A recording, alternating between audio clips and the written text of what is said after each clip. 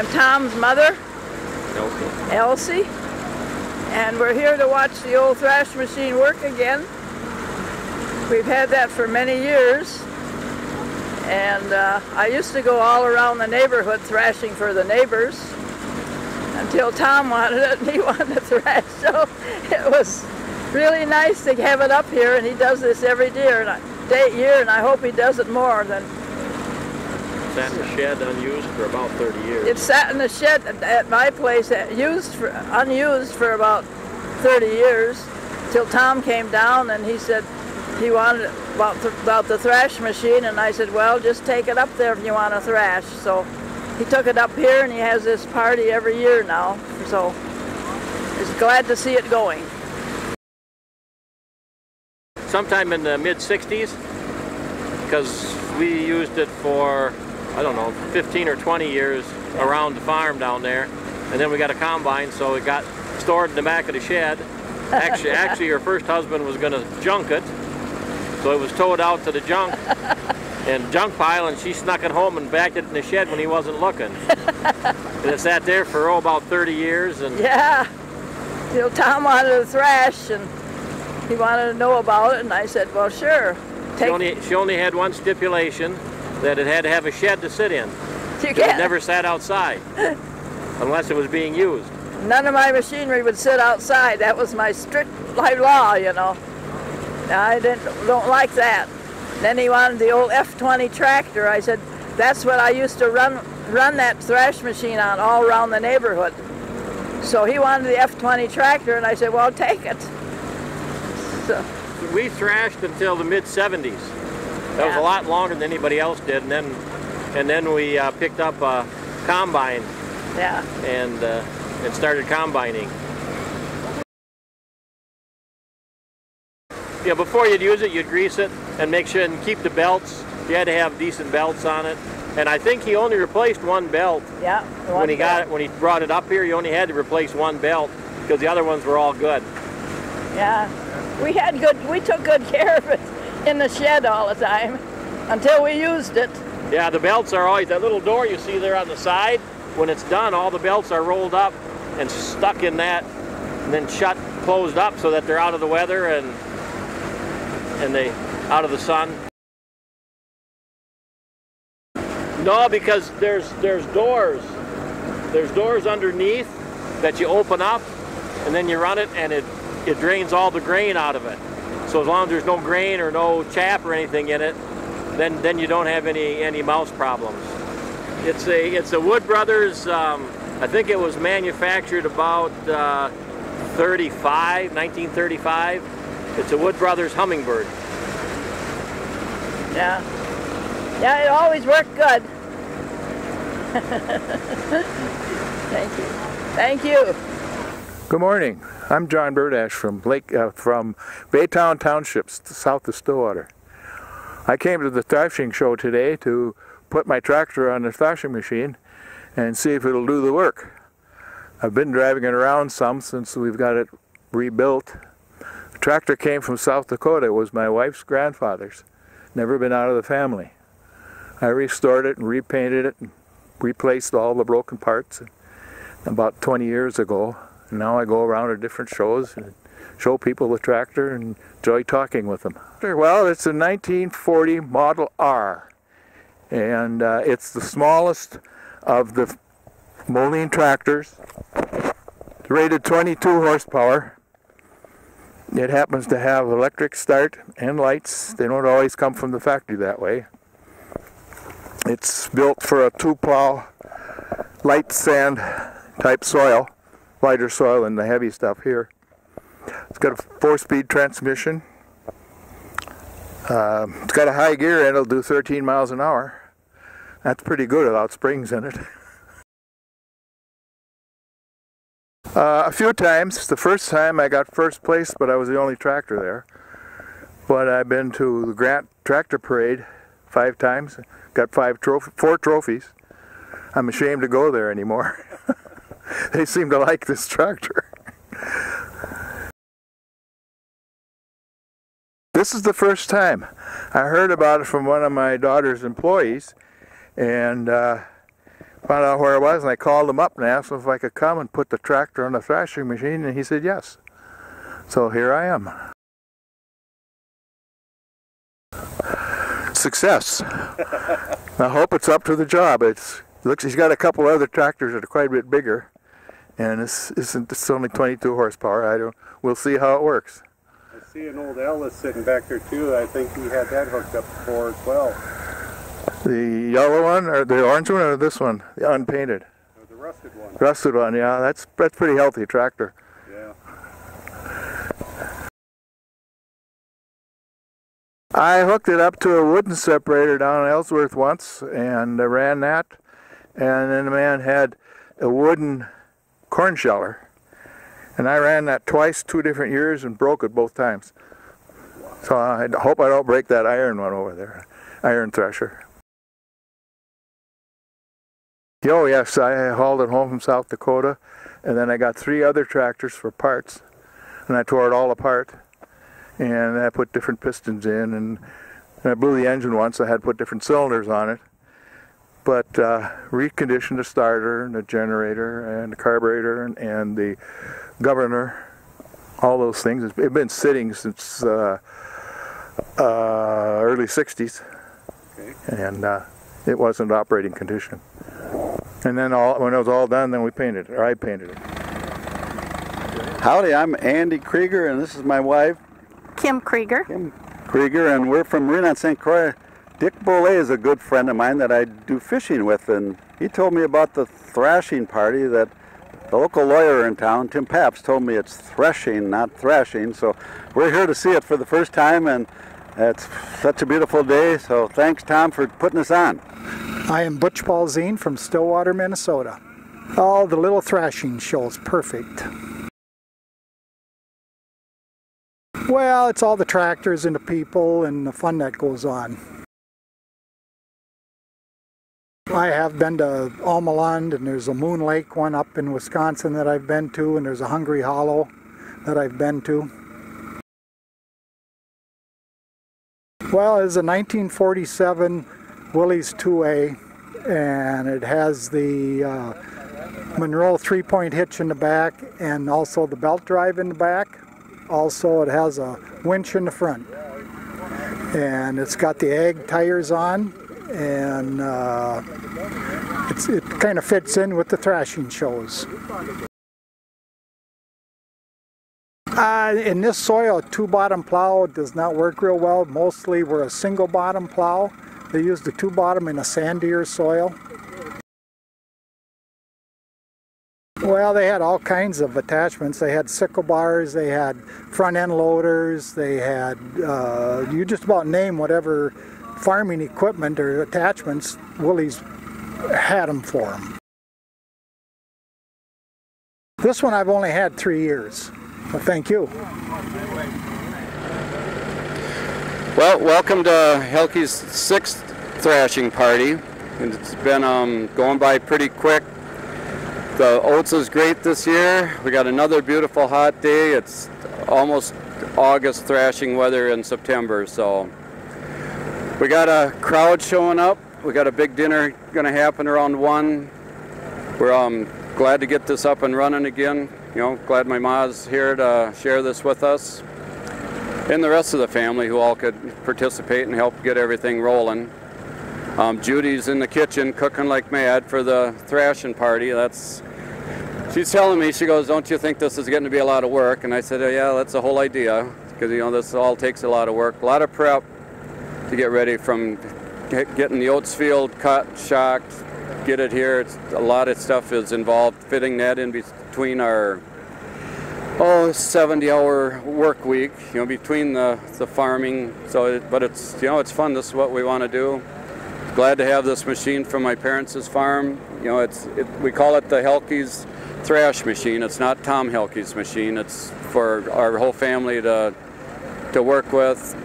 I got brothers and cousins, or one brother, cousins and nephews and nieces. You know, when anytime I told them, I go, "You guys want to have a thrashing party?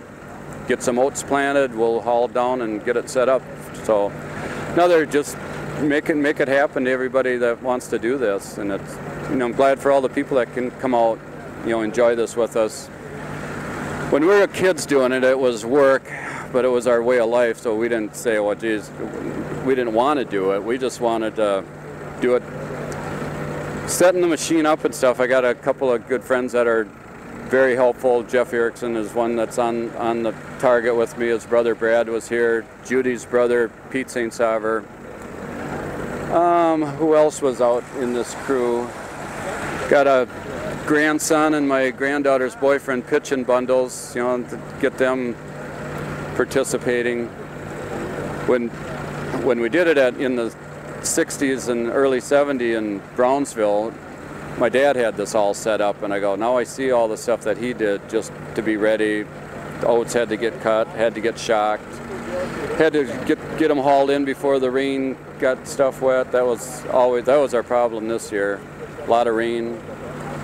We shocked it, we tipped the bundles, it rained, we didn't get them picked up, we re-shocked them. Then the bundles got wet, we had broke the bundles, spread them out in the field. But we had a couple of loads that we could get without too much struggle. But so the other day I just went back out, raked the loose stuff in the field, baled it in the square bales, and just one thing you do what the next project is, and carry on. And we're looking forward to next year. It'll be our 7th year coming up. You're always looking ahead. We got a great little spot here to do this. We bought this place in '85, and this part of our property was pasture, and actually this was field. Never really thought that I was going to be having a little thrashing party down on this end, so that was a good little addition that we got to do, and just keep things for the community. The neighbors can come and share it, watch. I tell everybody I meet, I go, we're having a thrashing party 3rd Saturday of September, and who can show up is great, and the ones that don't show up, they missed it, but we'll be here next year too.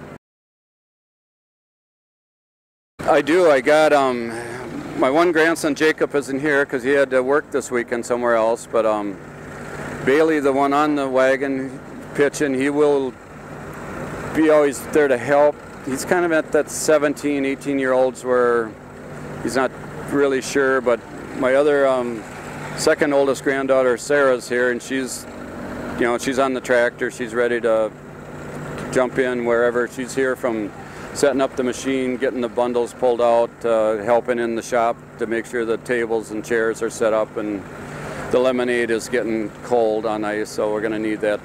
So then actually they all have some participation. Some look at it a little bit more, and the other ones will maybe look at it a little bit more later as they go, well, you know what, we should have been doing this a little more, when we had a chance to, but they'll always have a chance because the equipment will never be sold. It'll always be passed on, and the Almalun Thrashing Grounds is a place where I can store it. I'm a part of that club, and we can show this machine up there, and it works out good. I'm kind of one of the head of the thrashing crew up there, so it keeps me primed up, and then I'm ready for our party down here. But yeah, otherwise, yep. Of course, my kids are busy, so they haven't gotten to, but I guess Jason was in the field pitching bundles one night. It was almost dark, and we had to get a load out of there, and so he stopped along the road with the tree trucks, and then my daughter Becky, she was into helping cooking some stuff, and kind of wherever else we, need a little help to fit in, she's always willing to fit in there and participate. So, yeah, they'll need somebody to coordinate it. Probably my granddaughter Sarah might be the coordinator down the line when I don't keep aiming which way to go. So, but yeah. Should be carried on for many years. Yep. So we're good. Thank you, Randolph. Thanks for coming out and participating in our show. Yep. Hi, I'm Sarah Matheson. I'm Tom Helke's granddaughter. I live here in Scandia. I've been doing the thrashing for 3-4 years now. I started up at Almalun a couple years ago with Grandpa. So I got a tractor here that we move stuff around with, setting everything up with. I'm kind of the behind the scenes to make sure everything's running right, up and going. All the belts, everything's oiled, everything's moving good. And I'm here because it's fun. Nobody's doing it anymore. And well, Grandpa always needs help, so you can't say no to Grandpa.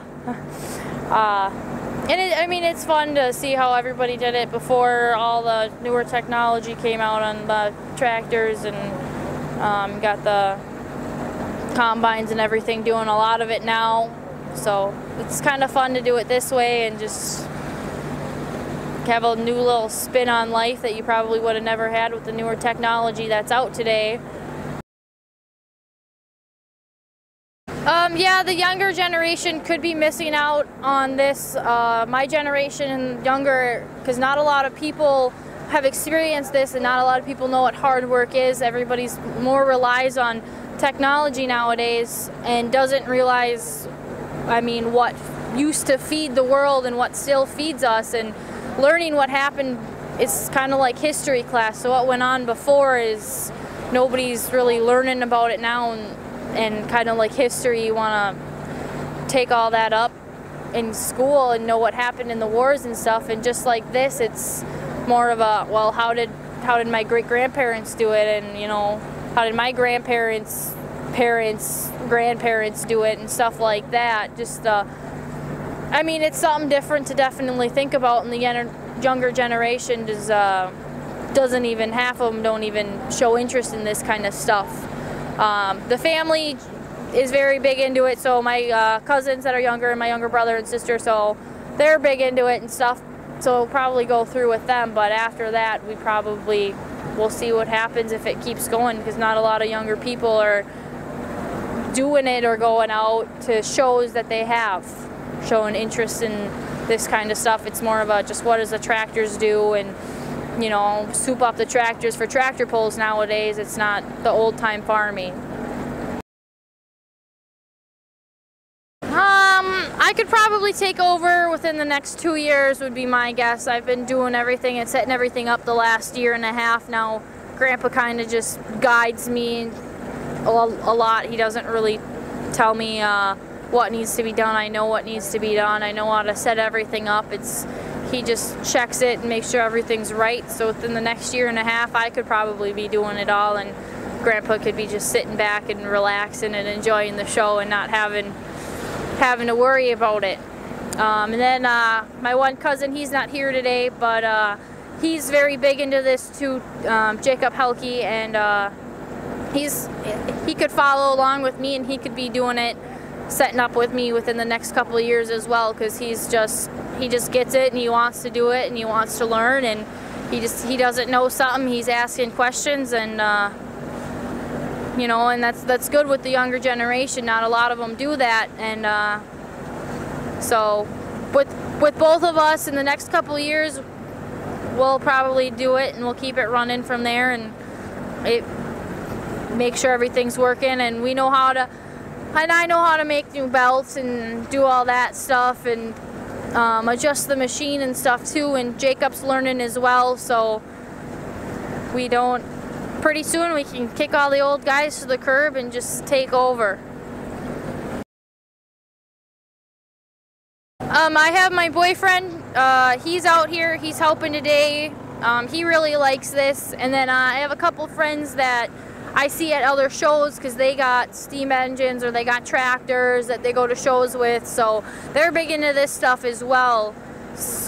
But not a lot of my friends, it's just a couple of them. But it's different, you grow up different. I mean, everybody that does this kind of stuff grew up with it. The people that didn't grow up with it, some people, they find it a little boring. They just, you know, find them in their phones more than watching or anything else. So that's kind of hard with my friends and the younger generation as well. You're welcome. Thank you. Well, my name's Jake Becker. I'm from Anoka. I'm here because my girlfriend's grandpa has a threshing machine. Well, I've been helping out. I was just throwing some bundles in the threshing machine, moving things around, getting stuff set up for all these people to come out here.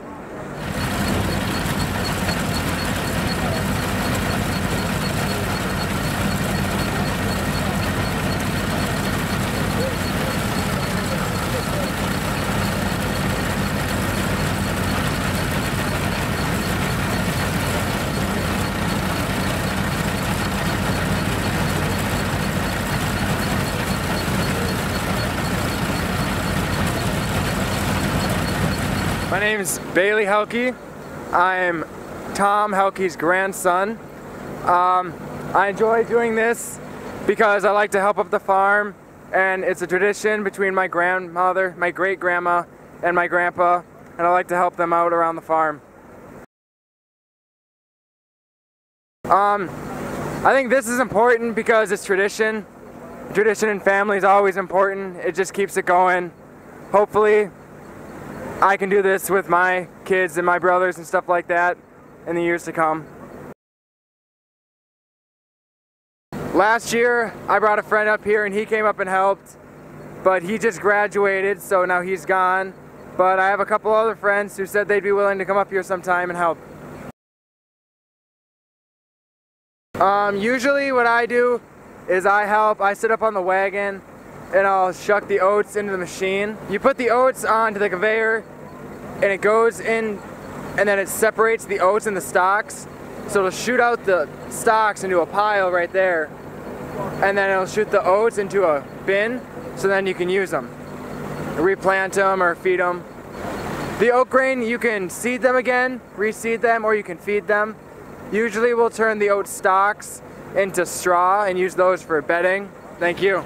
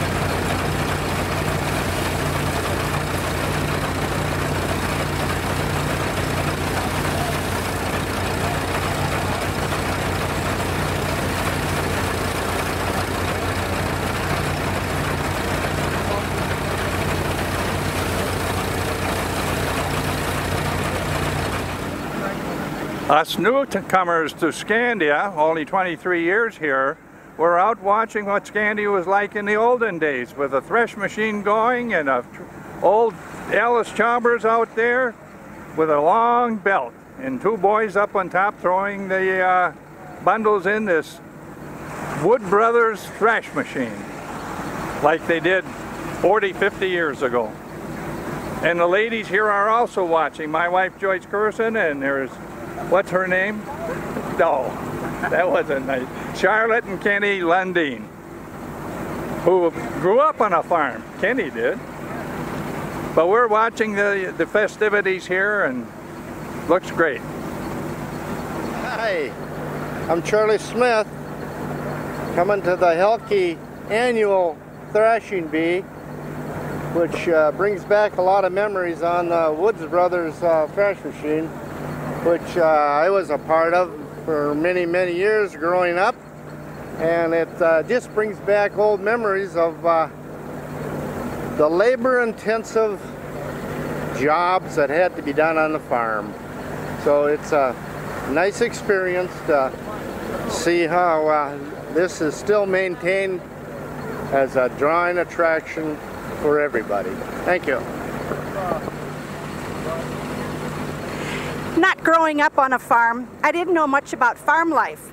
I learned most of it when we moved to Scandia almost 30 years ago. Hi, I'm Lynette Welch, and we just live a couple homes down the road. You can't miss going to the Helke farm because there's always machinery, noise, and a whole bunch of people. So this is a great time thrashing. I learned for the first time probably about 25 years ago when we were invited over here to the Helke farm to watch it. Never knew it existed before. I knew water, I didn't know farms. So thank you very much.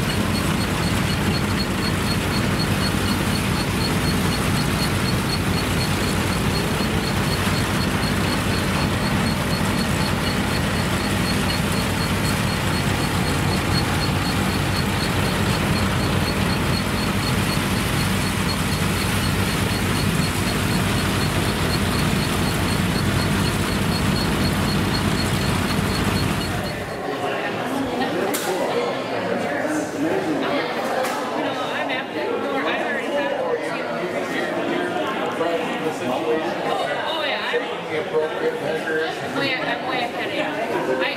I see where they live before I